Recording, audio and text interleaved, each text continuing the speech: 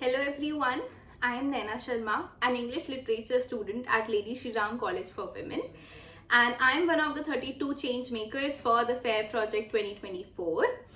So let's begin with a short story. A few days back something happened which started a chain of thoughts in me and also helped me figure out a topic for my showcase, thankfully. So I was talking to my uncle about the F.A.I.R project, and I was explaining to him how it's such a unique and new space for having conversations, for stimulating original thinking. And he asked me, "Are you getting paid for it?" I said no. He asked me, "Are you going to get a job through it?" I said no. He asked me, "Will your conversations lead to a policy change?" I said, "It might, I'm not sure." And he concluded that I am not getting anything out of it and it's a total waste of time. Suddenly, I felt a pang of anger in me and an urge to oppose him and prove him wrong. I told him it's not a waste of time and how it's helping me to shape my personality, my thoughts, and how it's eventually going to help bring change in the society. He still didn't agree. I still felt that anger.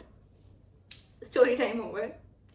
Now, when I retrospect and look at this conversation or confrontation, I realize that I am not even able to tolerate my own family member opposing something I'm deeply attached to or something I'm working hard for. I think we all have had arguments with our family sometime or the other, and whenever it happens, we feel that we need to prove to them that we are doing the right thing, that we are right. But my concern is, if we are not even capable of tolerating the opposing views of our family, siblings, even our parents, how can we expect to tolerate a plethora of views and beliefs which are acutely opposite to ours in the society out there? How can I expect to have a conversation with a complete stranger without lashing out on him or her if they dare oppose me? Let me first clear this. In my opinion, society is not a separate entity out there.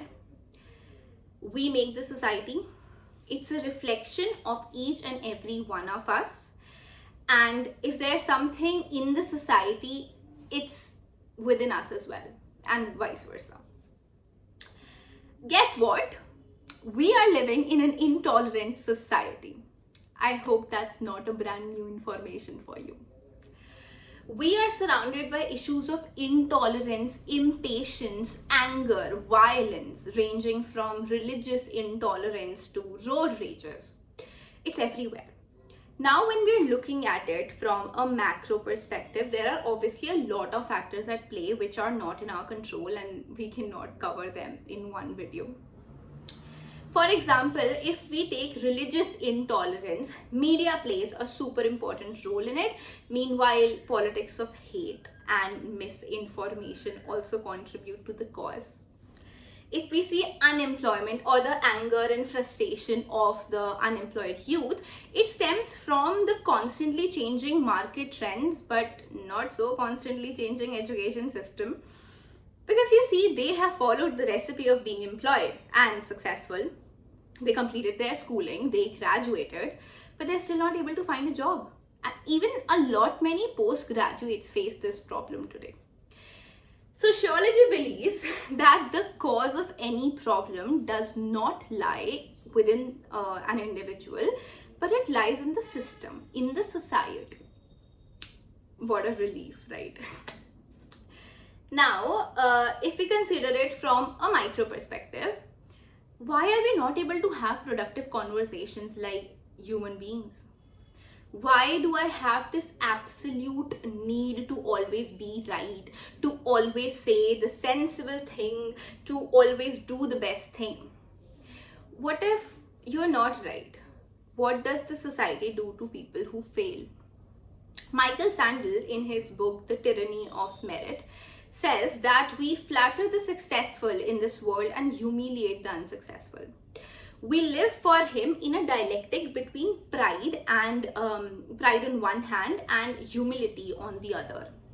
We live in an age where pride is overrepresented in our political, economic, and civil relationships. To Michael, it's corrosive to our common good, to our ability to have conversations that are going to make our society into something that we all want to live in. If I say something irrational, I will be termed as dumb or stupid. I will be ridiculed. Then I'll get embarrassed, and then anxiety will take over my control panel.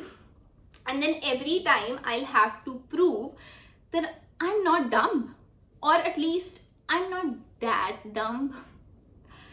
So maybe this urge to always be right is actually a defense mechanism in some way, trying to protect us from the potential embarrassment and anxiety. I think if we view it on an individual level, it's more about intolerance against being wrong rather than intolerance towards a particular point of view. When we have conversations, we don't listen to understand the other person. We hear to retaliate, to collect points, to argue against. Because I just cannot tolerate being wrong in this society. And what other option do I have? Even if I agree with the other person and change my opinion, I will be termed as a hypocrite. Now, if we look at it from a societal level, communities are intolerant towards each other because there is always an underlying threat of being extinct, of losing their place, their culture, their authority in the society. Now, secondly, let's talk about what are conversations today. The other day in a meeting of the F.A.I.R project, we were discussing how we are not able to have conversations like we do in the project outside of it with other people. When we are hanging out with our friends, do we often talk about what we want the society to look like? Even if we try, even when we try to have productive conversations, we feel that they're redundant. So instead we move on to discuss about the Cold War between two content creators on YouTube. You know who I'm talking about. According to Michael Sandel, we are just not cultivating citizens that are not having these conversations about morality or policy or what the common good is that we are aiming for.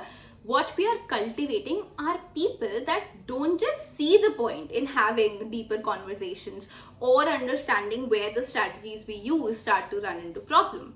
That sounds like absolute torture to them.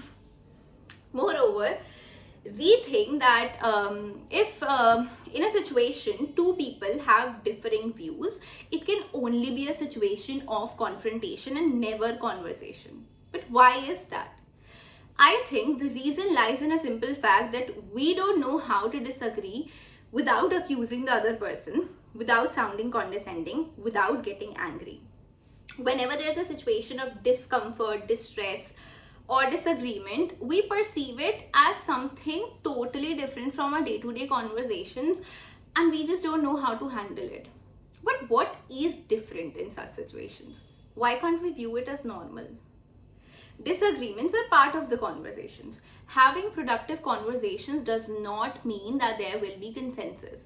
But if you pay attention to these conversations and come with even just a little bit of openness, patience, and good faith attitude towards the other person, what you'll get at the end of these conversations are the common purposes or ends that both of you are aiming for in this society. You may drastically disagree on how these ends should be implemented, but having a mutual understanding of the common good that we are aiming for becomes an ingredient to all that is tragically missing in the modern world. I think disagreements are inevitable, and so is intolerance. It's human nature.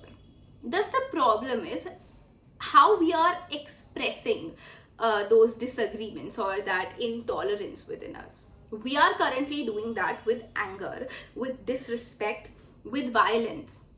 Because, come on, anger is easy, right? But it is never an emotion that occurs in isolation. It will always come in reaction to something.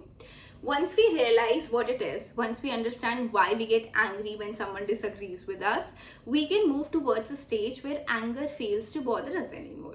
It can be different for different people, and what I mentioned earlier about it being a defense mechanism was just hypothesis of sorts. But if we identify the source of uncertainty that we feel in such situations, then as Aparna, one of our facilitators at FAIR, said, our mind will be ready to have conversations rather than confrontations. Poetic, right? Now, if you're thinking how to do this, the answer is very simple. Practice it. Ramit, again one of our facilitators at FAIR, always says that everything is possible with practice. So, do we have to practice tolerance? Not necessarily, because if we do that, it might condition us to also tolerate the inequality and injustice in the society. What we need to practice is respectful intolerance. We need to learn to have conversations without turning them into confrontations. And the first step of doing that is to be conscious of it while having heated debates and conversations. And the only way of doing that is to actually do that. I'll stop here. Thank you so much for staying till the end and listening to me. Have a great day.